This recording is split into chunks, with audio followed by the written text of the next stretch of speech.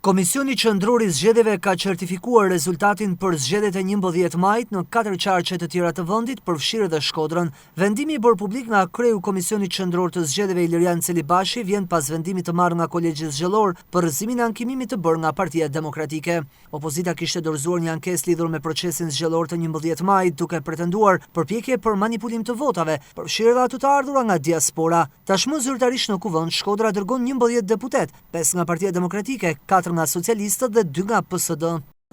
Për qarkun Shkodër, shpërndarja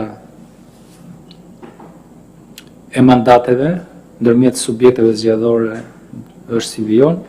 Koalicioni Partia Demokratike Alianca për Shqipërinë Madhështore 5 mandate, Partia Socialiste e Shqipërisë 4 mandate, Partia Social-Demokrate 2 mandate.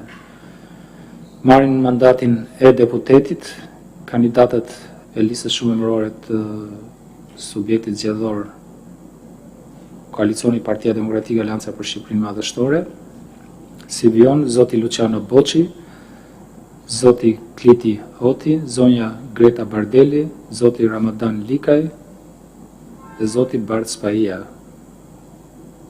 Marrin mandatin e deputetit kandidatët e mbështetur nga Partia Socialiste, si vijon zonja Mariana Koçeku, zoti Orit Beleri, zonja Gjenis Qela dhe zoti Bujar Reqa. Atëherë për Partinë Social-Demokrate marrin mandatin e deputetit Osman Teta dhe Bledar Mezini.